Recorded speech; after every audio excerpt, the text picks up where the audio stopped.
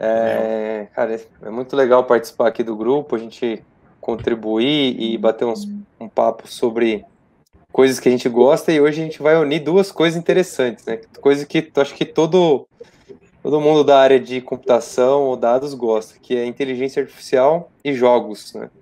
Quem não gosta de jogar.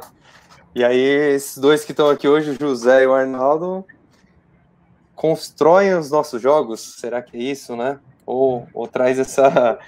Como que é essa diversão do dia a dia deles, né? Que é usar o machine learning com jogos. Isso que a gente vai bater um papo com eles hoje. Então, só apresentando rapidamente, ambos trabalham na Wildlife. O José é diretor de engenharia e o Arnaldo é engenheiro de machine learning. Então, sem mais delongas, sem ficar enrolando muito aqui, queria dar boas-vindas para vocês. Obrigado mais uma vez por estar aqui com a gente, bater esse papo bastante legal com a comunidade. Eu que agradeço. Eu agradeço mesmo. Prazer para todo mundo aí. Muito bom. Bom, Wagner, eu vou pedir para você então deixar só nós agora na tela, dado que a gente não precisa mais dos slides, para a gente poder bater esse papo. E primeira coisa, eu vou pedir para vocês então fazer uma introdução rápida aqui, falar um pouquinho de vocês, um pouco do background aí. Arnaldo, se você quiser começar. Tá bom. Então, bem, para quem não me conhece, né, meu nome é Arnaldo, como vocês estão vendo, eu também sou GDE em Machine Learning como o Vini. É a primeira vez que eu estou conhecendo o Vini, né, apesar de que a gente já é GDE há um tempo, então, a primeira vez que eu estou falando com ele, estou achando essa experiência muito legal. E eu também sou engenheiro de Machine Learning na Wild. Eu entrei em novembro do ano passado, né, o time de Machine Learning começou em outubro do ano passado. Eu entrei um mês depois, mais ou menos. Ou seja, o time acabou de completar um ano e eu estou perto de completar um ano já no mês que vem, né? Além disso, eu também estou fazendo doutorado na Universidade Federal de Campina Grande, na UFCG. E também sou professor de pós, tenho um professor na Udemy, mas isso aí é outra história, mas basicamente é isso. Depois já passa o link aqui no private chat pro Wagner compartilhar o seu curso lá na Udemy. Eu vi que tá fazendo bastante sucesso. Então, galera que é entusiasta aí, recomendo. Boa. Pode deixar. Muito legal. Boa. Vai lá, José. Meu nome é José, eu não sou GDE, né? Infelizmente. Talvez um dia eu vire GDE, mas por enquanto não. Eu entrei na empresa eu sou engenheiro formado em computação, né? Entrei na empresa faz uns 6 anos e meio, mais ou menos. Eu não sou brasileiro, sou peruano, vim aqui para o Brasil para fazer mestrado, mas no meio o sítio me convenceu de largar o mestrado e trabalhar na empresa, né? E quando eu entrei não tinha nada, né? Tipo, não tinha nada de dados, não tinha nada de nada. A gente foi montando as coisas aos poucos. E naquele momento a gente não tinha uma boa ideia da dimensão que a empresa ia crescer. Então, hoje estou como diretor, mas a gente está com umas 40 pessoas mais ou menos na área de dados, engenharia de dados e machine learning engineering. Data science é outra área distinta, que não faz parte da minha responsabilidade, mas a gente pode ir conversando mais sobre as duas coisas e como elas se conversam ao longo dessa hora que a gente tem para falar. Muito bom. Show de bola. E aí, antes da gente começar a falar mais especificamente do trabalho de vocês, aplicação atual, Arnaldo, hoje o seu doutorado você faz em qual área? Você tem uma área de aplicação específica, assim, texto, imagem? Qual que é a sua maior especialidade? Boa. Eu estou fazendo em Deep Learning aplicado à visão computacional, né? Que acho que visão computacional é a área do Machine Learning aí que eu tenho mais experiência. Trabalhei uns 3 anos com isso, mas venho estudando isso, sei lá, uns 5 anos já, deve fazer. E só que meu doutorado está focado ele está focado em imagens de passaporte. Eu estou, então, tentando fazer redes neurais para fazer um esquema multitask, né? Então, estou tentando resolver mais de uma tarefa ao mesmo tempo nas imagens ali que eu estou analisando. Na verdade, as tarefas que eu estou tentando fazer ao mesmo tempo é regressão e um multi-label, né? Então, estou tentando usar Deep Learning para tentar resolver essas duas coisas. Estou usando muito TensorFlow, gosto muito de TensorFlow, né? Até por isso sou GDE. E acho que é basicamente isso. Muito bom. Legal. E, José, só para o pessoal te conhecer um pouquinho melhor, e até como a maioria, acredito que na sua totalidade quase, o pessoal aqui do Brasil, e sempre uma pergunta recorrente, o pessoal pergunta como que a gente está distante, talvez, desses grandes centros de pesquisa, tipo Vale do Silício e tal. Antes da gente falar um pouco da YieldLife, que eu acredito que é uma empresa que é bem reconhecida, né? Que está fazendo coisas muito, muito interessantes no estado da arte. Me fala um pouquinho do que você fazia antes de vir para o Brasil e por que o Brasil qual foi o que te trouxe para cá? Nossa, a história é muito boa. Então, antes de trabalhar para a YieldLife, eu estava muito nessa decisão de, tipo, entrar muito mais. Eu fazia antes maratona de programação, tá? Então eu gostava muito de ciência da computação, só que eu fazia engenharia. Aí eu queria me aprofundar muito mais nesse lado mais acadêmico, né? E por causa disso eu queria fazer mestrado. E eu trabalhava numa empresa chamada Wolfram Research, no time de Wolfram Alpha. Então, para quem fez engenharia, talvez eu sou o site Wolfram Alpha para resolver conta e tal, né? E aí a gente eu comecei a fazer um trabalho muito mais relacionado a que hoje seria o Data Engineering focado em infraestrutura, né? Como a gente desenha os bancos de dados para a gente conseguir ter algumas respostas e tal, né? Muito redução de polígonos, tentando fazer um pouco mais de linguagem natural também, um pouco de data science ao longo do ano que eu fiquei lá. E aí, num momento, minha namorada quis fazer mestrado, ela falou, eu vou para o Brasil. E aí eu segui ela, foi basicamente isso. Não foi uma decisão, tipo, não, o Brasil tem várias coisas que fazem sentido para mim, não foi tipo isso. Então, foi uma decisão muito emocional. E já no Brasil, no primeiro semestre na USP, conheci o Citio numa palestra que ele deu na USP, né? E no fim, tipo, eu gostei muito do que ele apresentou, né? Então, como minha paixão, assim, em esse momento eu tinha já sido misturado com um pouco do trabalho, pensando nos dados em si, e virar talvez alguém que mexe com infraestrutura, grande escala, etc. Eu fui engajando mais naquele processo e, no fim das contas, eu decidi trabalhar na empresa, né, e deixar o mestrado, mas nessa linha de, tipo, conseguir entrar no mundo de data engineering, machine learning engineering e um pouco de data science naquele momento. Naquele momento era muito data mining e outros termos que a gente já não usa mais, mas agora é mais ou menos data engineering. Né? Legal, muito, muito bacana. Muito, show de bola. Bom, que deu para a gente quebrar um pouquinho o gelo aqui, conhecer um pouquinho mais o Arnaldo e o José. A pronúncia correta seria José? Pode ser. Ok. Ok, então. Então vou gastar um pouco do meu espanhol aqui. Boa.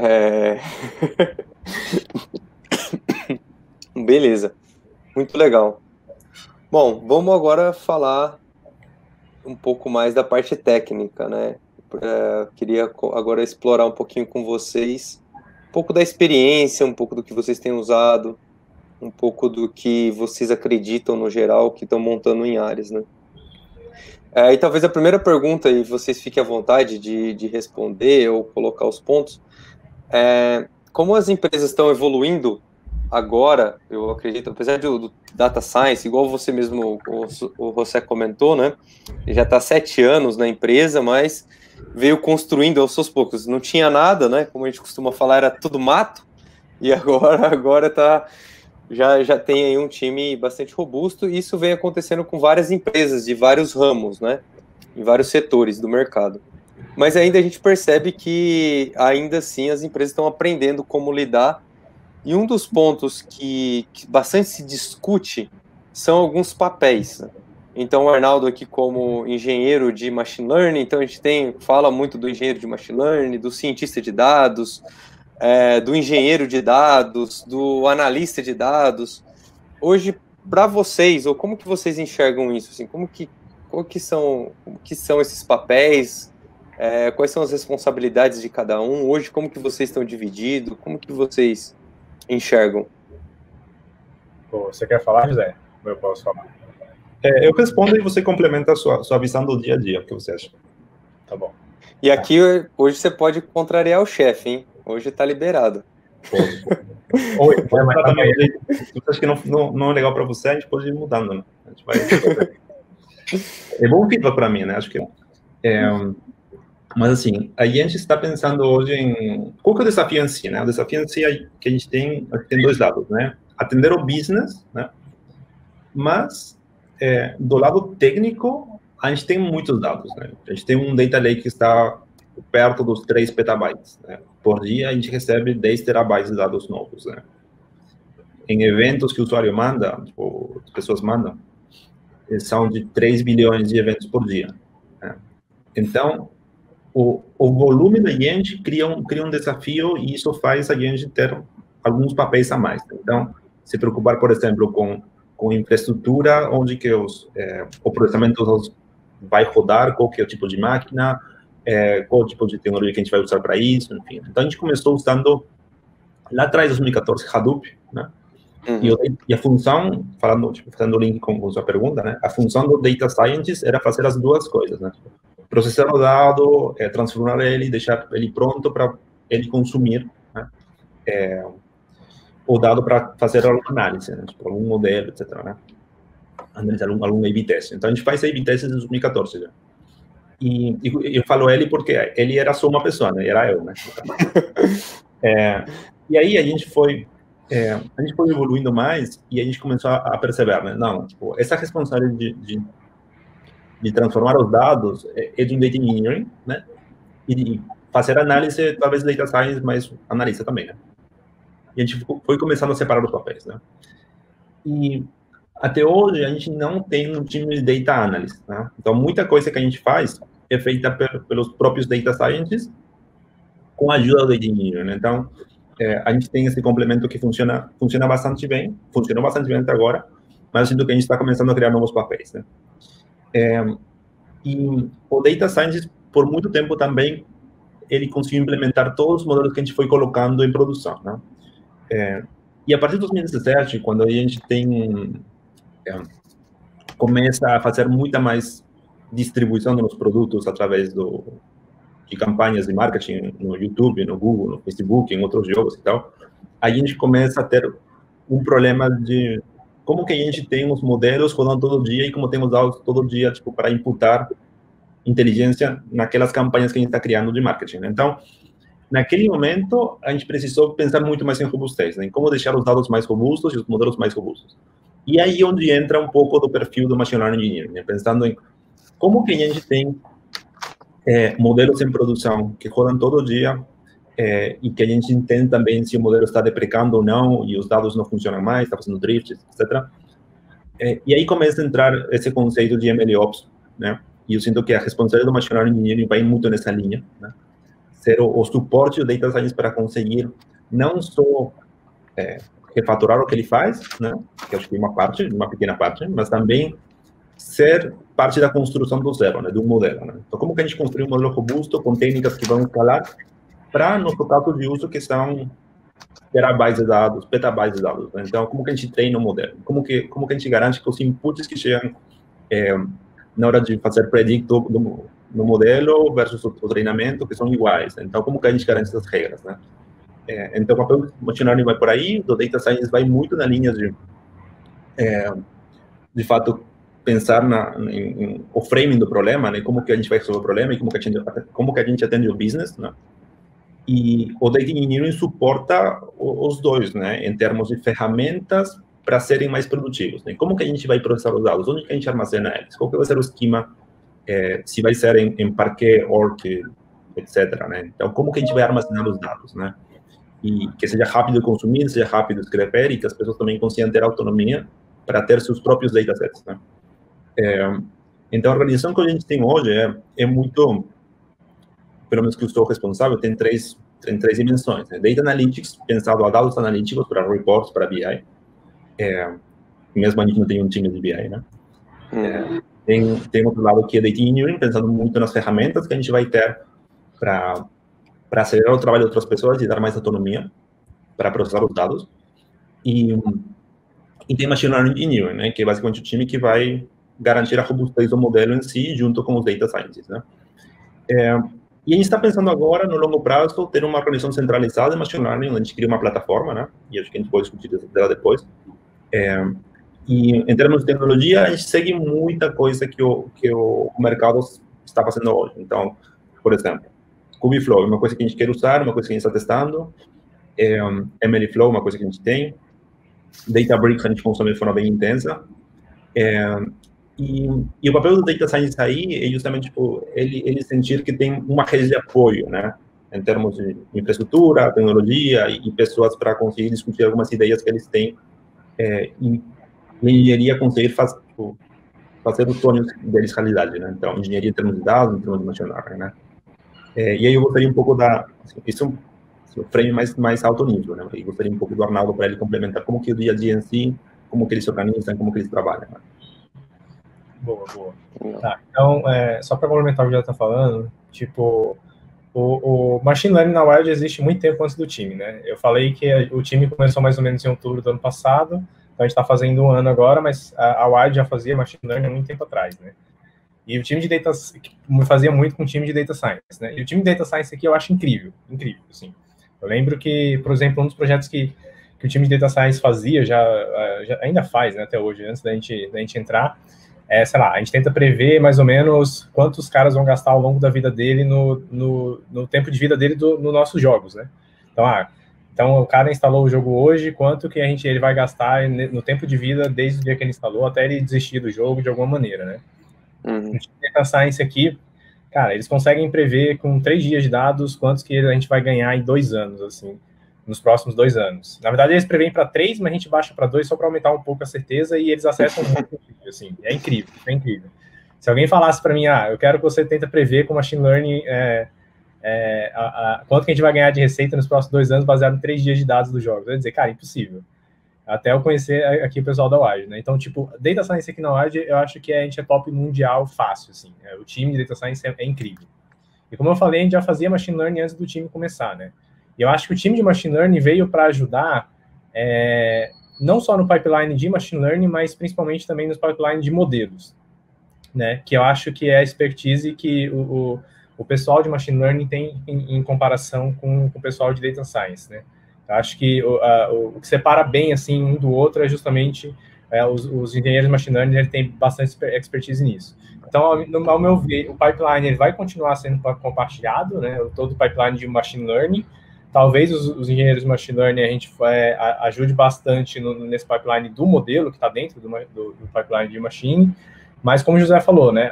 E a gente pode fazer isso não só, por exemplo, treinando modelos para todo mundo, né? Pô, eu acho que a ideia não é essa, né? Hoje, por exemplo, a gente tem 10 pessoas no time de Machine Learning e a gente tem bem mais Data Science e não tem como a gente treinar modelo para todo mundo. Então, acho que o que a gente pode fazer, como já falou, a ideia dessa plataforma é a gente prover ferramentas e uma infra melhor para o pessoal, não só de Machine Learning, mas não só de Data Science, mas para o resto da empresa conseguir aplicar Machine Learning de uma forma fácil, né? Então, acho que é basicamente isso. Muito legal, muito bom. Tô com uma lista grande de perguntas aqui. Acho que a gente vai ter que estender o tempo da live hoje, mas vamos lá. Uma experiência bem interessante. A próxima pergunta que eu queria fazer, e aí eu acho que talvez o Arnaldo consiga responder de primeira e o José complementar. Pegando um gancho da sua resposta, Arnaldo, você acabou de falar que, cara, o time de Data Science é fera, né? E você também, ao mesmo tempo, é GDE, ou seja, né, o GDE tem um papel bastante forte aqui com a comunidade e também faz doutorado, e que no doutorado a gente tem essa pegada de publicar artigos e tal, e tá muito forte a questão do archive, a gente publica, e as grandes empresas publicam, né? Aí, como que vocês hoje, falando da empresa, vocês fazem alguma contribuição com a comunidade do tipo, código aberto, alguma paper publicado, GitHub? Vocês têm alguma... Como esse time, cara, deve fazer coisas assim, bem em estado da arte, talvez coisas super novas, vocês costumam publicar alguma coisa? Boa. Assim, eu sei que o GitHub, a Wired tem um GitHub, tem um perfil lá no GitHub, apesar de que não tem nada de Machine Learning ainda. Em relação aos Machine Learning Engineers, muita gente do time veio da pesquisa, né? Pô, eu vim da academia, né? Estou fazendo doutorado ainda, mas muita gente... Tem gente fazendo mestrado ainda, tem gente que já terminou o mestrado. Então, eu acho que nesse 1 ano que a gente já tem time, algumas pessoas já publicaram coisas relacionadas às pesquisas que eles estão fazendo no mestrado, ou que eles fizeram no mestrado, estão fazendo doutorado e tal. A gente tem nesse sentido. Coisas que a gente faz dentro da Wired, ainda não. Mas, por exemplo, tem coisas que a gente faz que no futuro a gente pode, por exemplo, deixar open source, né? Por exemplo, no time que eu tô, a gente desenvolveu uma lib que facilita o treinamento de modelos de machine learning, e que a nossa intenção por exemplo, hoje a gente está usando para o nosso time, a gente já está começando a espalhar para o resto da empresa, e quem sabe no futuro a gente não pode deixar essa lib open source, né? Não tem nada específico ali da Wired, nem regra de negócio específica ali dentro, e por que não? E é uma lib que ela já está crescendo, né? Pô, ela já tem, sei lá, uns 500 commits, a gente já tem umas 2.000 linhas de código por aí, e, pô, ela ajuda muito, assim, por exemplo, a treinar novos modelos e encapsular eles para nossa infra de deploy, né? Que, assim, é um trabalho sensacional, mas depois eu posso falar mais sobre isso. Então, pô, eu acho que tem coisas que a gente está fazendo hoje que, sei lá, no futuro, sim, por que não? Legal. Boa, acho que posso complementar um pouco. Então, a gente tem publicado alguns papers, mas não relacionados a data science, mas relacionados a graphics, ou seja, renderização, esse tipo de coisas. E foi já há algum tempo que a gente tem esse senso de como que a gente de fato contribui com a comunidade, né? Eu sinto que o time de Data Engineering, Machine Learning Engineering, hoje está num período de se renovar, né? De fato conseguir atender bem o business, e eu sinto que em algum momento, como o Ron falou, né? A gente quer colocar coisas que a gente tem na comunidade, né? Então, a gente tem o GitHub, é um GitHub que está com o nome antigo da empresa ainda, que é Free Games, vocês podem procurar aí, e depois posso mandar o link. Mas a gente não tem, está muito relacionado a back-end hoje em dia, e papers está relacionado a graphics. Então, hoje, para Machine Learning Data Science, não tem muita coisa. Tem alguns artigos que estão no Medium, também podem procurar lá, principalmente o que está relacionado ao que a Arnaldo está falando agora sobre Machine Learning, mas acho que por enquanto só. Legal. Muito bom. Aí, antes da gente... Vou deixar a parte da plataforma para a gente explorar bastante do meio para o final aqui do nosso bate-papo. A gente só queria explorar para o pessoal ter uma ideia geral, talvez, da organização e dos desafios, pelo menos que eu, conversando com várias empresas, se mostram recorrentes, né? Uma é essa questão que a gente falou um pouquinho dos papéis, e vocês já citaram um pouco dessa ligação de atender o business, né? Atender o negócio. E muitas vezes o business tem um objetivo, ou tem um timing diferente do time aqui de desenvolvimento e etc. E também o acompanhamento, que é um pouco do que talvez o José comentou, que hoje não tem um time, pelo que eu entendi, tá? Eu posso ter entendido errado, não tem um time de BI ali, de talvez fazendo essa interface, né? Talvez criando os dashboards, deixando os resultados ali um pouco mais fácil para o time de negócio entender ou acompanhar.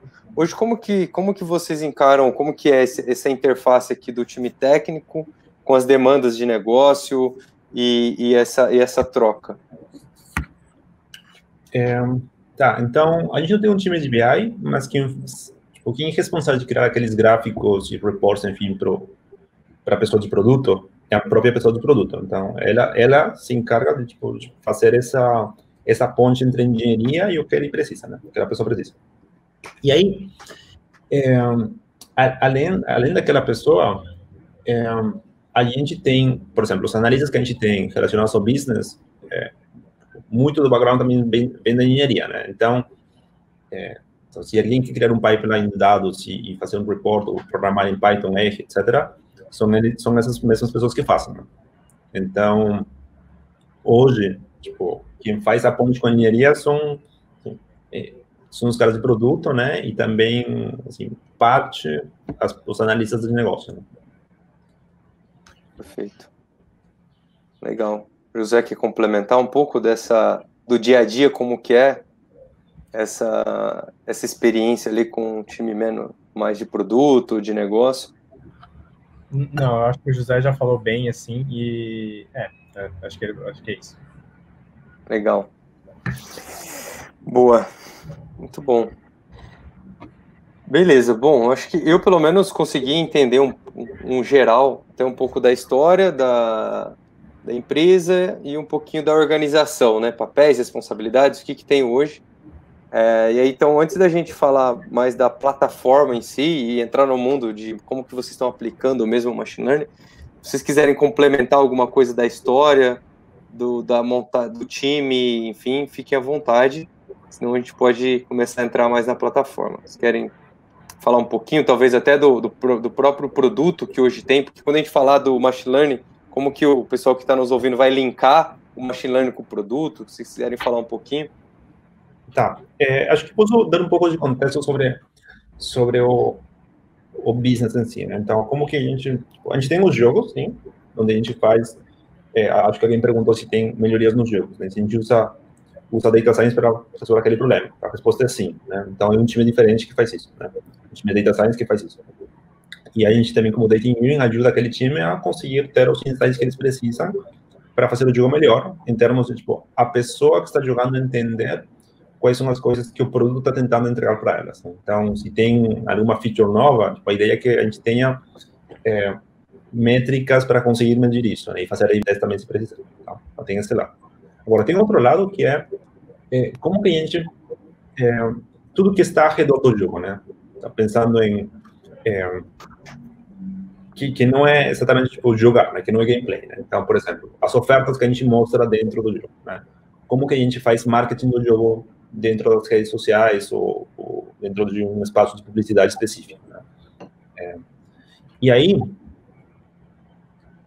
tem outro time, outra força de engenharia que faz isso, né? Que cria produtos relacionados a como suportar o desenvolvimento dos jogos ao redor dele, né? Então, por exemplo, quem deveria pensar em como fazer, por exemplo, login através do Facebook dentro do jogo, tipo, não deveria ser tanto o time do jogo, né? O time do jogo deveria pensar muito mais em como fazer o jogo mais divertido, né?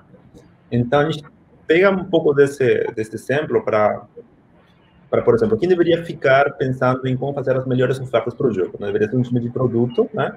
Mas com ferramentas que outro time de engenharia está ajudando a conseguir fazer essa ponte, né? Então, e aí linkando um pouco com o dia a dia e já tentando levar o tema para a plataforma, né?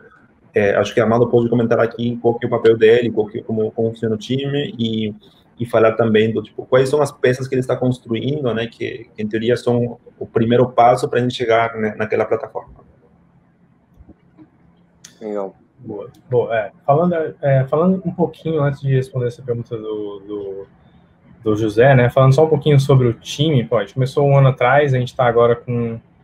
a gente passou bastante tempo com 4 pessoas, mas nos últimos tempos a gente cresceu bastante o time, nós estamos com 10 pessoas agora, se eu não me engano. E eu acho que, por exemplo, o objetivo da empresa é fazer jogos que vão marcar uma geração, né? Por exemplo, o Super Mario marcou a nossa geração, com certeza. O God of War, Minecraft marcou uma geração. Se a gente for pro lado mobile, né? Sei lá, o Candy Crush marcou uma geração. O Clash Royale marcou outra, enfim. Então, o objetivo da empresa é fazer jogos que vão marcar uma geração, né? E eu acho que a visão do time de Machine Learning, eu acho que a gente quer se tornar referência em Machine Learning aplicado a jogos mobile, né? Quando a gente pensa, por exemplo, em sistemas de recomendação, a gente pensa na Netflix, né? Pô, os caras têm um time muito bom que faz isso. Quando a gente pensa, sei lá, em empresa que é muito boa em Reinforcement Learning, a gente pensa na DeepMind, por exemplo. Que, pô, ela primeiro, excelente, assim, em fazer Reinforcement Learning, já viu com AlphaGo e tal. E a gente quer ser essa referência quando a gente pensa, quem que é a empresa que é referência em Machine Learning para jogos mobile. E a gente quer ser essa referência, né? A gente quer e a gente, acho que o time, a gente foi construído para isso, né? E para fazer isso, pô, tem muita coisa que a gente tem que fazer, né? A gente e que a gente já está fazendo, né? Como eu falei, pô, a gente já no time que eu tô, a gente está construindo, a gente tem uma lib que facilita a gente treinar novos modelos ou reusar já os modelos que estão existentes. A gente tem uma infraestrutura de deploy assim muito boa. A gente tem um repositório ali que serve mais como se fosse um machine learning as a service, né, que ajuda muito a gente a fazer deploy, abstrai muito do data science nem sabe assim que existe. Ele consegue fazer deploy de maneira muito fácil de modelos. E eu acho que o time está mudando agora, né? Talvez a gente fale um pouquinho mais sobre isso, mas a gente começou como um time e agora, recentemente, a gente virou um departamento, né? Porque o time cresceu, a nossa visão cresceu, a nossa ambição cresceu e a gente quer fazer muita coisa lá com machine learning e naturalmente a gente acabou virando um departamento e tem muita coisa que a gente quer construir. Como o José falou, a gente está agora, o time provavelmente a gente vai ter uma plataforma centralizada que a gente vai começar a fazer uma plataforma de machine learning para o resto da empresa utilizar, vamos fornecer ferramentas para o resto da empresa aplicar machine learning mais fácil, e eu acho que é isso que eu queria falar um pouco sobre o time. Então, só pegando o gancho, que acho que vocês responderam um pouquinho disso, mas só antes de eu mudar do assunto da plataforma, tem uma pergunta aqui no chat que fala, o nome do usuário é The Machine Head. Quando pensa em ML, em jogos, só vem na cabeça IA de gameplay. Quais outros problemas que vocês procuram resolver? Nossa, acho que sobre isso eu tenho um monte de exemplos, assim, tem uns que são bem bacanas. Pronto, o time que eu estou hoje, um problema que a gente está tentando resolver a gente está tentando mostrar ofertas melhores para os usuários, né? Como é que funcionava antes, mais ou menos, aqui na Wild, né? O Data Science pegava os dados que ele tinha do jogo, ele treinava um modelo para tentar prever qual seria a melhor oferta para aquele cara, jogava esse resultado numa tabela e o jogo, quando queria ver qual oferta mostrar para aquele cara, batia nessa tabela, né, e mostrava lá a oferta para ele. Só que isso, assim, tipo, não escala, né? E tipo, sei lá, se chegou um usuário novo que não está nessa tabela, não vai ter oferta para ele, né? E uma coisa que o nosso time está tentando fazer é justamente a gente está fazendo ofertas dinâmicas, né? Então, a gente, agora, é uma coisa bem mais inteligente, né? O jogo, quando precisa de uma oferta, bate na nossa API lá, e a gente pega os dados daquele usuário, mesmo que ele seja um usuário novo, e a gente consegue já dar uma oferta para ele de uma maneira bem mais inteligente. Outra coisa que a gente pode fazer também com machine learning aqui, né? A gente pode tentar prever, a gente pode, por exemplo, trabalhar com machine learning antes do cara instalar o jogo também, e depois que o cara instala o jogo, né? Antes que o cara instale o jogo, por exemplo, a gente pode aplicar um dos projetos que a gente tem em mente, né? Que a gente listou nas coisas que a gente pode fazer, por exemplo, outras empresas, por exemplo, mostram propagandas de diversos outros jogos, né? E basicamente ocorre meio que um processo de leilão para que as empresas disputam para ter acesso àquele espaço de publicidade que vai mostrar um ad uma propaganda daquele jogo que você quer, né? E essas empresas basicamente fazem um leilão para aquele usuário, e a gente pode tentar prever de maneira mais inteligente, quanto que esse usuário realmente vale? Será que vale a pena, por exemplo, a gente gastar um pouquinho mais por esse usuário para tentar mostrar uma propaganda para ele? Porque quando ele entrar no nosso jogo, será que ele vai trazer esse retorno para a gente? Então, isso é uma coisa que a gente pode aplicar machine learning antes do cara instalar o jogo, e depois a gente pode, por exemplo, tentar prever, quando é que o cara vai... previsão de churn, né? Quando é que o cara vai desistir do jogo da gente, por exemplo? Quando é que o cara... porque se a gente sabe o momento que o cara vai desistir, a gente pode, sei lá, mostrar uma oferta mais personalizada ainda para ele, né? Para ver se ele continua engajado no nosso jogo, né? E, acho que tem outros problemas também interessantes. Eu acho que um dos mais legais, assim, que eu penso por exemplo, um dos nossos jogos é o Sniper, né? Que é um jogo de, basicamente, um jogo de FPS, onde você é um sniper e você tem que matar outras pessoas, e tem um modo de jogo que você joga contra outras pessoas que também estão no jogo, né? E eu lembro que no passado, não sei se ainda tem, o José talvez possa confirmar, mas eu lembro que no passado a gente já chegou a identificar que a gente tinha cheaters nesses jogos, né? Os caras faziam engenharia reversa ali no código do nosso jogo, modificavam o código e, sei lá, eles conseguiam, por exemplo, aumentar a cabeça dos adversários deles, né? E, eu lembro que a gente já viu que, por exemplo, esses caras que mais cheatam são justamente os caras que mais gastam também, muitos deles, assim. Então, a gente, sei lá, uma época a gente já baniu muito desses caras, mas depois a gente viu que eles são caras que são cheaters. O que a gente poderia fazer? A gente poderia tentar fazer, por exemplo, um modelo de machine learning que a gente tenta prever quem são esses caras que estão cheatando no jogo, e o que a gente poderia fazer com isso? Vamos colocar cheaters para jogar contra cheaters, né? Uhum. Então, ele vai ver que cheatar não é uma coisa que vale a pena, né? Mas, enfim, esses são alguns e ainda tem coisas que a gente pode fazer que não necessariamente podem estar relacionadas aos jogos, né? Por exemplo, a gente pode usar machine learning para tentar prever quando a nossa infra vai cair, quando a gente vai ter picos maiores nos nossos jogos. Então, tipo, não são coisas necessariamente tão relacionadas aos jogos, mas a gente também pode aplicar machine learning ali. Legal. Boa. Eu vou complementar um pouquinho a resposta do Arnaldo bem no final aí, que eu acho que a gente tem duas categorias, né? Que uma delas é o business e outra delas é a operação, né? Então, quando a gente pensa em como que a gente resolve o problema da operação, é muito focado ao business, né? É muito focado a aquelas coisas, por exemplo, como a gente ganha mais dinheiro, como que a gente retém usuários, como que a gente prevê se um usuário vai sair e como a gente reengaja ele, né? E aí, quando a gente fala, por exemplo, de ter uma IA para gameplay, para que a gente faria isso, né? Talvez para simular quanto que é o uso de bateria dentro do celular, por exemplo, né? Quando a gente deixa simulando, vai jogando e vê de fato se vai simulando e vai ver de fato se a gente está indo por um caminho de performance que é bom, né? Se escala o jogo ou não, né? E aí, uma coisa que é importante, que é isso uma operação, né? Operação para a gente ser mais rápido, para a gente conseguir acertar mais ou errar menos, né? Na hora de lançar jogos, né? E eu sinto que o que faz uma empresa boa é justamente você atender o business, né? Tipo, trazer mais dinheiro para a empresa e tal, né? Mas o que faz a empresa ser boa para ser, tipo, ótima, muito, muito boa, é justamente focar muito mais na operação, né?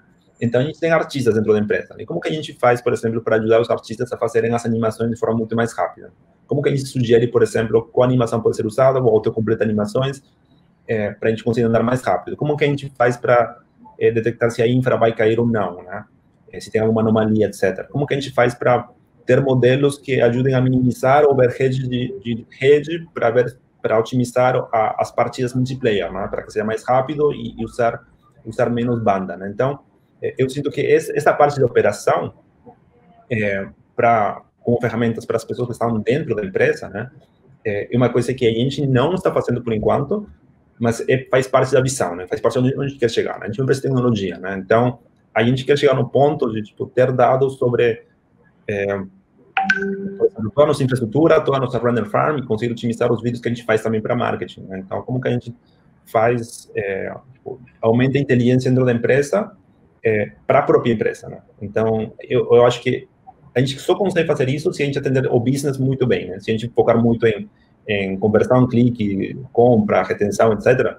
Se a gente fizer isso muito bem, a gente consegue passar para a próxima coisa. E o que vai levar a gente do business para a operação vai ser as pessoas, né? Então, trazer mais pessoas tão boas ou melhores que o Arnaldo, né? Acho que vai por aí. Então, eu estou muito grato que a gente tenha Arnaldo no time, tem muitas das pessoas que são muito talentosas, que estão ajudando a gente a alcançar aquela visão, chegar lá. Então, acho que eu só queria complementar com isso e tem outra pergunta aí. Não, eu fico muito, muito feliz de ouvir isso, assim, porque eu sou também uma das pessoas que defendem muito esse lado da operação, né? Hoje eu trabalho numa área de operações e até tem uma frase clássica, acho que o Google usa em algumas apresentações, que é lançar é fácil, operar que é o mais difícil, né? Quando você coloca o negócio mesmo para rodar, e é o que traz o resultado, realmente, né? O que muda de patamar é exatamente quão eficiente é a sua operação, né? Quão robusta é a sua operação. Então é muito, muito, muito gratificante ouvir que vocês também têm essa mesma visão. Cada vez mais temos que levar isso para frente. Falando um pouquinho, não da plataforma ainda, mas vocês falam bastante aqui de robustez, prever se a infra vai cair ou não. Hoje vocês rodam a infraestrutura que suporta a plataforma de vocês. Ela é cloud pública, privada, mista, híbrida, multi-cloud? Como que vocês... O que é a infraestrutura que suporta a plataforma? A gente hoje usa a AWS, né? Amazon. E só, por enquanto só.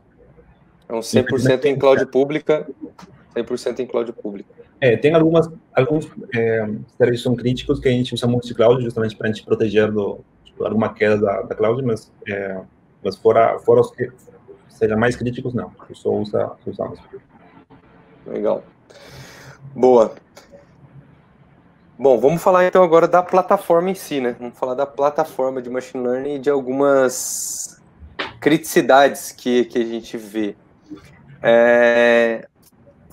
Bom, como todo pipeline que a gente vê em qualquer paper ou qualquer apresentação, sempre ele começa com o entendimento do negócio, né? Então, primeiro você tem que entender o negócio, depois você tem que capturar o dado, ter acesso ao dado e trabalhar um pouco esse dado, fazer o pré-processamento, entender o dado para depois ir para o que seria talvez a etapa de modelagem, né?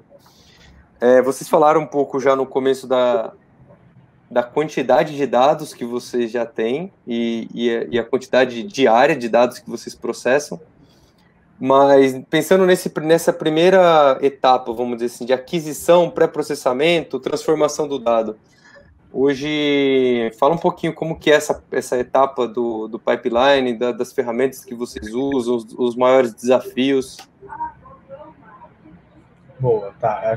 Posso começar, mas acho que o José ele pode falar um pouquinho também para complementar no final. Mas tá, hoje, como o José falou, né, a gente usa muito a AWS, mas a nossa stack ainda tem outras coisas, né? A gente usa muito Databricks também, e essa parte de Machine Learning, pelo menos no time que eu estou trabalhando agora, além disso, a gente usa muito, por exemplo, o Kubernetes, para a gente fazer o deploy de modelos, a gente usa muito Datadog para analisar um pouco para fazer análise de infraestrutura, a gente usa um pouco de Looker também para fazer os dashboards em cima de análise ali dos modelos, o GitLab a gente usa para o nosso repositório, mas eu acho que no futuro, né, eu queria que o José falasse um pouquinho mais, mas eu acho que no futuro a nossa ideia como eu falei, né, a gente prover, sei lá, ferramentas, promover uma infraestrutura que vai servir para o resto da empresa aplicar machine learning de maneira mais fácil, de maneira mais robusta, de maneira mais segura, né? Claro que tipo, hoje a gente já faz coisas muito legais, acho que o trabalho que a gente está fazendo no time lá que eu tô, acho que tá muito bacana, acho que a gente está perto, sei lá, não sei se a gente está perto, mas acho que a gente está no caminho para a gente já mostrou o valor, na verdade, e acho que a gente está no caminho para tipo, mostrar que aquilo que a gente está fazendo pode ser replicável no resto da empresa. E acho que é isso. Talvez posso complementar um pouco com evolução, né? Tipo, a gente vai fazendo as coisas, ou com o racional, né? A gente vai fazendo as coisas que fazem sentido. Então, eu sempre falo que o racional, ele sempre vai... o bom senso que vai valer no final, né? Então, se a gente precisa usar Python para resolver um problema, a gente vai usar. Se a gente precisa aprender para alguma coisa, a gente vai usar. Né? E assim, indo um pouco nessa linha, né? O que eu gostaria de no longo prazo o data scientist, o próprio machine learning engineering não deveria se preocupar com quantas máquinas ou onde o negócio vai rodar, né? Se vai ser GPU, sem GPU, etc. Né? Então, a gente deveria ter algum sistema de recomendação para isso, né? Então, tem um job que você quer rodar, aí tem um sistema de recomendação por trás e fala, cara, para esse processo que você quer rodar agora, você tem que usar X máquinas, né? E você vai tunando a partir disso, né? Então, eu sinto que a gente precisa dar um ponto de partida muito mais inteligente para as pessoas que usam a infraestrutura, né? E de novo, né? Tipo, o bom senso sempre vai vingar. Né? Legal. E hoje, quando vocês... Aí, seguindo para talvez que seria a segunda grande etapa aqui de um pipeline de dados, né? Que é a parte da modelagem em si, né? Então, beleza, já capturei o dado, pré-processei, tá ali talvez no meu lake para eu poder acessar e fazer alguma análise. E eu vou começar a etapa de testar algum algoritmo, fazer talvez algum teste ainda em tempo de teste, ainda não em produção, mas ver qual que dá o melhor resultado e etc.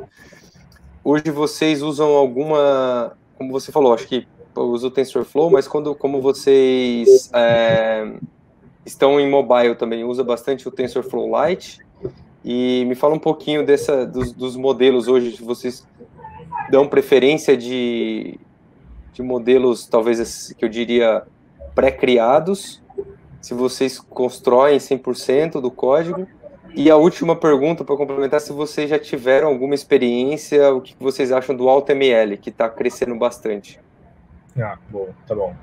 Tá, eu acho que, primeiro, né, acho que modelo que roda no celular, acho que a gente só tem, a gente tinha um, quer dizer, não sei se a gente ainda tem, mas era um que a gente tinha pro aplicativo do Math, que foi eu que acabei fazendo quando eu entrei na empresa, né, que foi no meu onboarding, mas a maioria deles hoje rodam todos na cloud, né. Em termos de ferramentas, nossa, a gente usa muito, por exemplo, os algoritmos de árvore mesmo, né, XGBoost, CatBoost, LatGBM, por aí vai.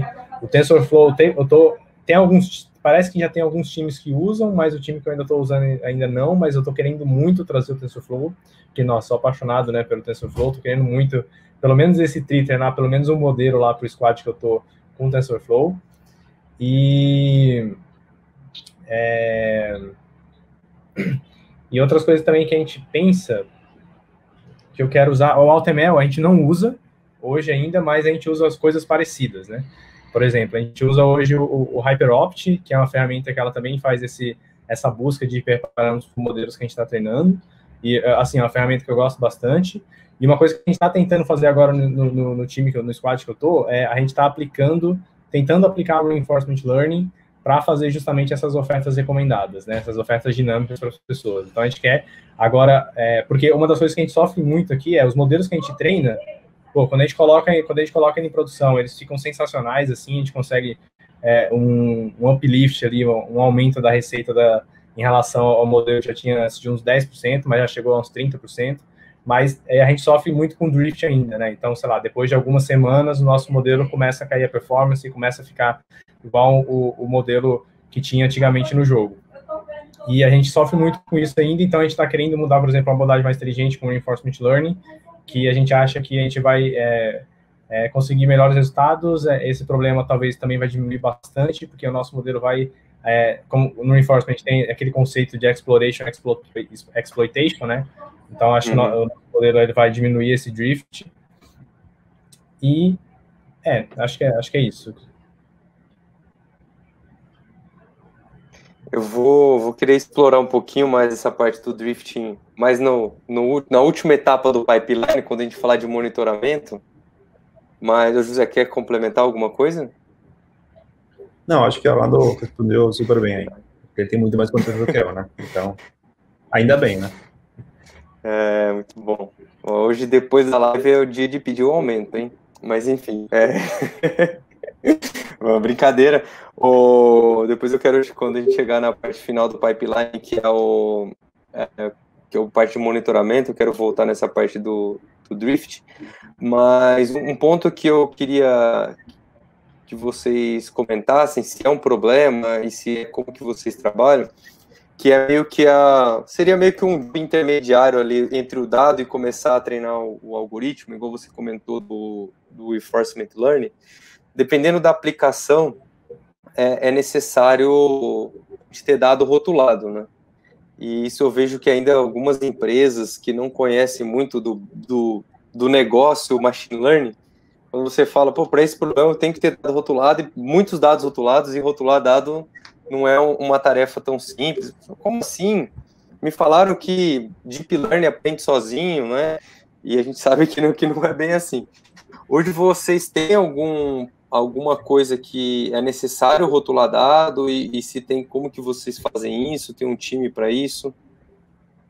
Boa, eu acho que eu posso responder no comecinho, tipo, pensando em... acho que eu vou primeiro responder sua piada sobre aumentar o salário do Arnaldo. A gente poderia dobrar o salário do Arnaldo, talvez trazer você para o time, né? A gente deixa o Arnaldo decidir no final.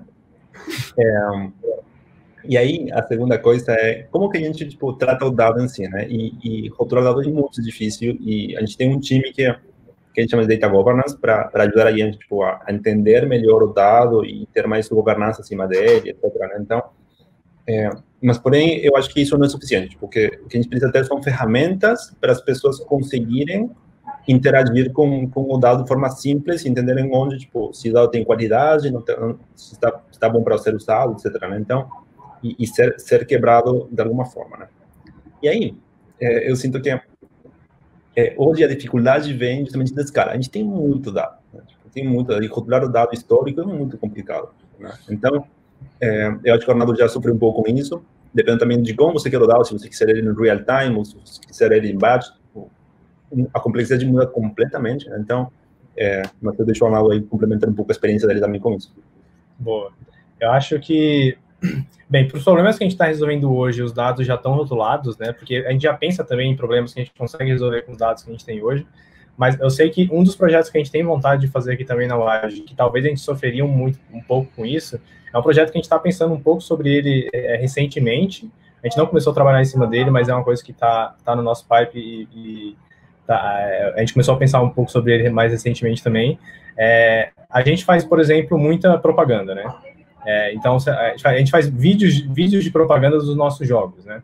Então, por exemplo, quem já viu, sei lá, a propaganda do tênis, você vai ver lá os personagens jogando numa certa quadra. Quem já viu propagandas do Zuba, a gente viu lá os animaizinhos lá do zoológico batalhando em certas coisas. E essas propagandas nada mais é do que teste, né? A gente testa muita coisa ali. Então a gente tenta, será que se a gente colocar esses dois personagens do tênis para jogar entre si, será que eles vão performar melhor do que esses outros dois? Será que a gente colocar esses dois animaizinhos aqui do Zuba para batalhar em determinados cenários vão performar melhor do que outros? Será que, sei lá, personagens mulheres que são loiras performam melhor do que morenas? Será que um background azul é melhor? Será que um background vermelho é melhor? Enfim, a gente faz tem muito teste em cima dessas coisas, né? E o pessoal que faz isso, eles meio que já fazem um pouco de tag em cima desses vídeos, mas são tags mais para ajudar na organização deles, né? Para eles, se eles quiserem encontrar aquele vídeo depois, fica mais fácil de encontrar aquilo. E será que, por exemplo, a gente não poderia aplicar alguma técnica de deep learning, sei lá, rede generativa, autoencoder, alguma coisa assim, para a gente fazer um tagueamento automático desses vídeos?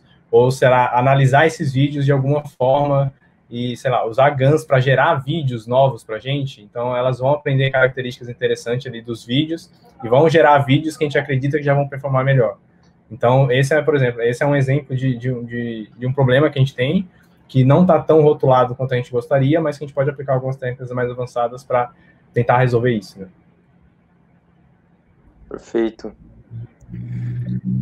E aí, estou complementando um pouco no final aí, acho que todo mundo está vendo que o mundo dos jogos não é só gameplay, né? Não é só fazer o jogo em si, né? Tem tanta coisa ao redor e tem tanta coisa que a gente quer fazer. Como que a gente utiliza gráfico dentro, né? Então, como que a gente faz melhor nossa infraestrutura, etc. Então, a complexidade vai aumentando bastante a escala que a gente tem. De novo, falando um pouco isso. Então, acho que o que o Arnaldo falou agora faz total sentido. Como que a gente também traz mais inteligência para a operação, para a gente conseguir rotular melhor as coisas, né?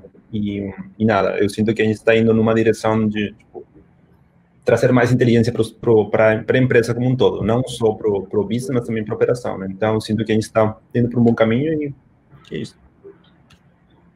Perfeito, muito bom.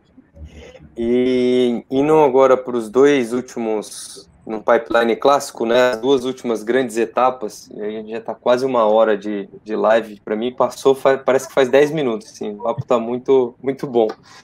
Eu queria que vocês falassem um pouquinho das duas últimas. Bom, capturei o dado, treinei meu modelo, estou com um modelo que eu acredito que está com um bom resultado, vou deployar e depois vou monitorar, né? Então, deployar e monitorar.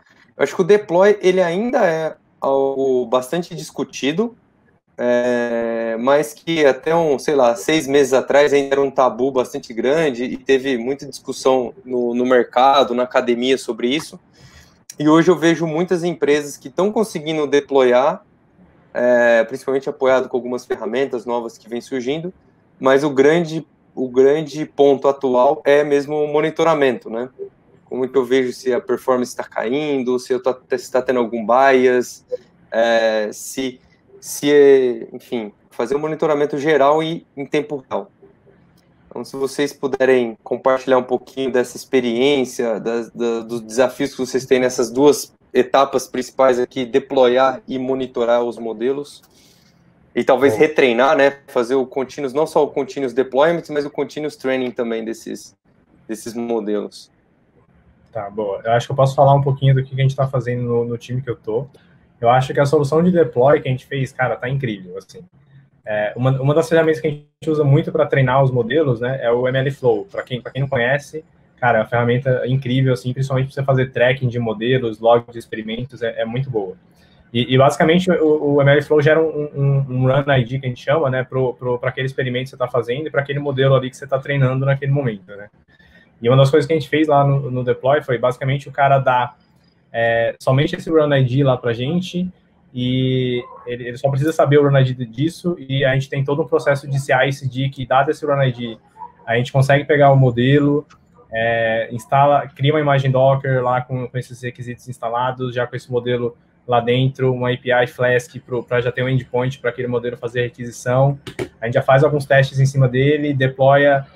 O cientista de dados ele também informa, eu quero colocar 10 pods ali do Kubernetes em stage ou em production. Então ele fala o run ID, fala quantos pods ele quer, em que ambiente que ele quer, né, stage e production, e a gente já tem todo um CI/CD que vai, como eu falei, gerar essa imagem Docker para ele com o modelo, já com o endpoint, já sobe essa infraestrutura para ele, coloca o modelo nessa infraestrutura, e o que ele tem, basicamente, é um endpoint para aquele modelo que ele não precisou fazer nada, se preocupar com nada em termos de deploy, né? Então a gente já faz isso tudo para ele, automático, e assim, tá muito bom. Tem algumas coisas que a gente pode melhorar ainda, né? Ainda tem alguns passos manuais depois que a gente faz esse deploy, né? Sei lá, configurar o experimento, o teste AB que a gente quer fazer. O monitoramento ainda é manual. A gente fica rodando notebooks ali de tempos em tempos para ver como é que o modelo está performando ao longo do tempo, que aí quando a gente começa a dar uma olhada nesse drift, né? E o continuous training que você falou, que é justamente aquela parte do MLOps, né? O MLOps é a fusão do DevOps com o Machine Learning, né? E o DevOps traz o CI/CD e o MLOps traz o CT, que é esse continuous training, né? É justamente você fazer esse retreino automático e tal. Isso é uma coisa que a gente está discutindo agora, que a gente quer fazer. A gente passou essa semana discutindo, na verdade, como é que a gente vai fazer isso, né? Então, é uma coisa que a gente está muito no nosso roadmap para esse TRI, a gente está discutindo muito ainda sobre isso, mas, é uma coisa que eu acho que é muito legal, porque vai trazer muito valor, porque, sei lá, hoje, só no squad que eu tô, a gente já tem, hoje, mais ou menos uns 20 modelos em produção. Cara, se a gente não fizer alguma coisa de CT ali para ficar retreinando esses modelos, vai ficar muito difícil no futuro ficar mantendo eles, né? Então, hoje a gente já tem 20 modelos, se a gente precisa retreinar esses modelos, já vai dar um trabalho. Então, se a gente não fizer nada a respeito disso, isso não vai escalar, e a gente precisa muito pensar sobre isso agora, para no futuro ficar mais fácil para a gente.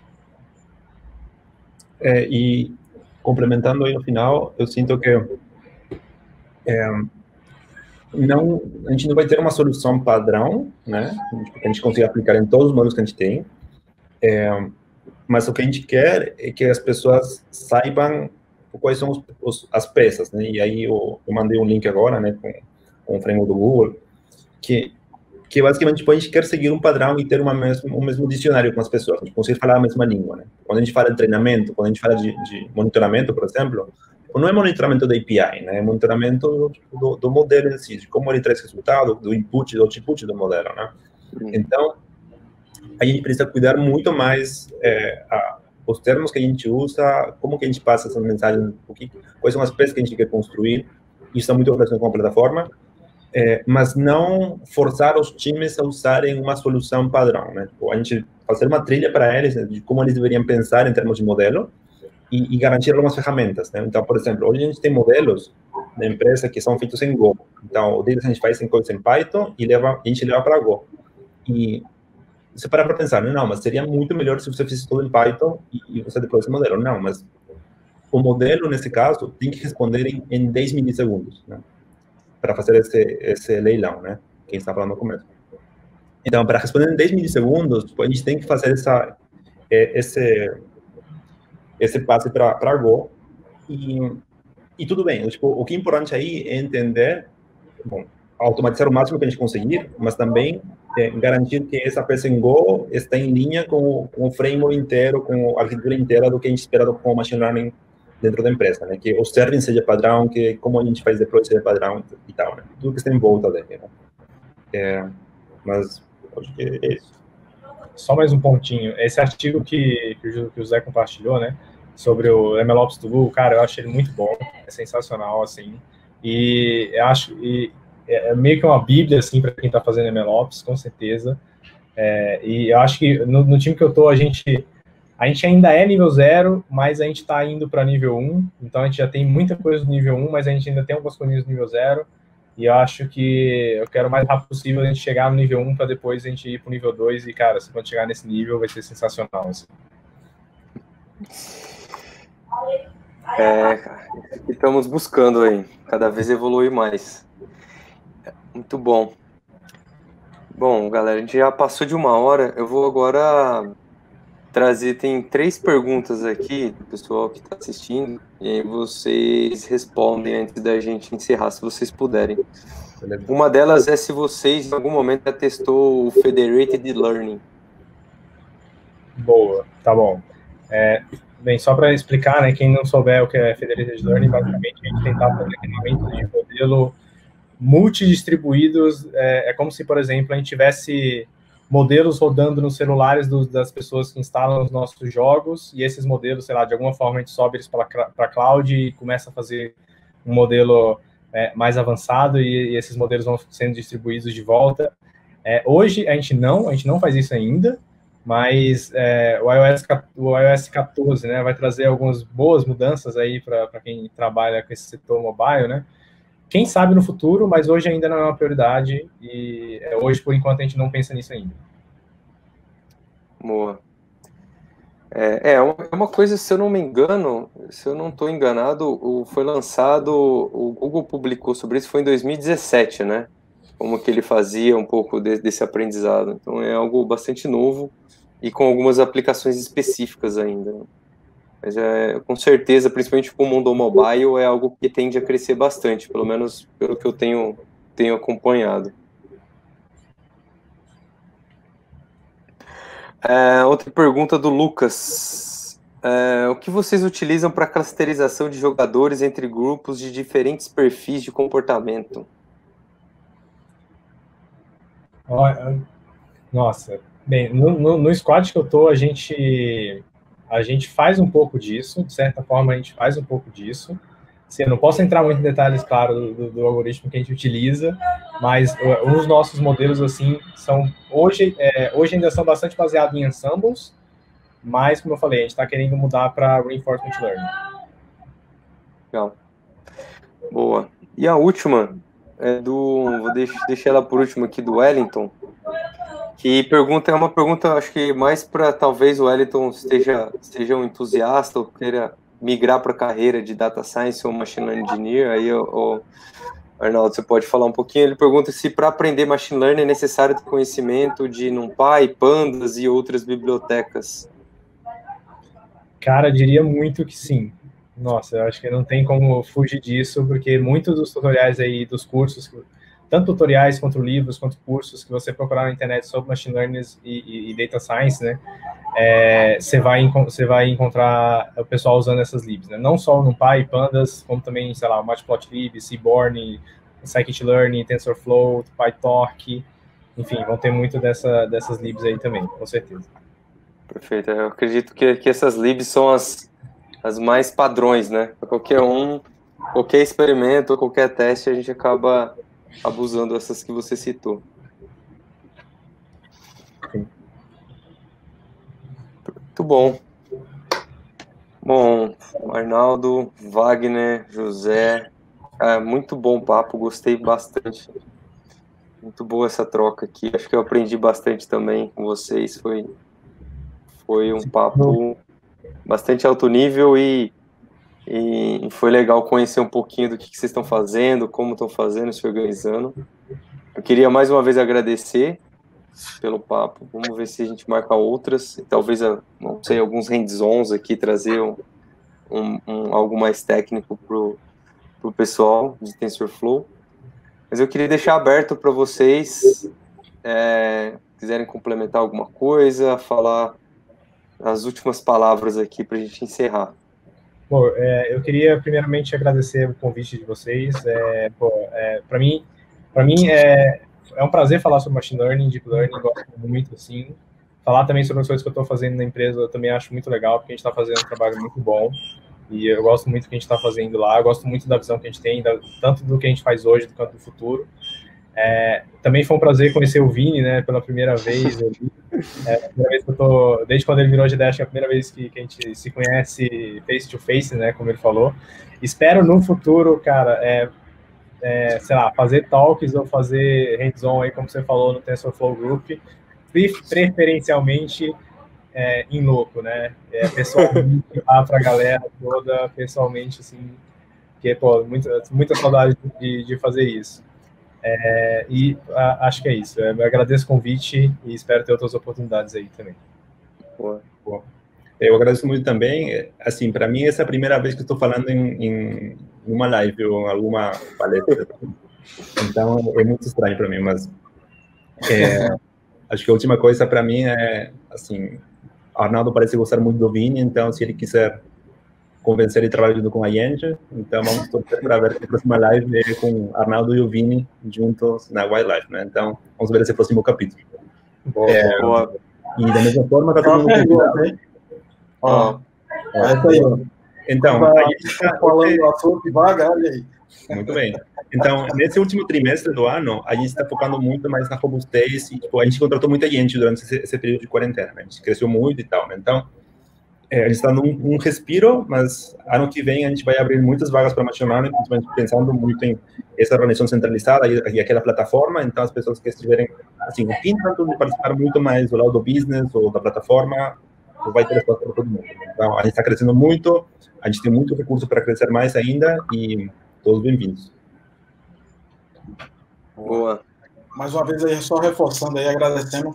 Fantástica aí a noite, conteúdo muito, muito rico aí, muito bom aí, muito grato aí a vocês aí, muito bom. Obrigado, eu que agradeço. Valeu, gente. Boa noite. É isso aí. Valeu, pessoal. Boa noite.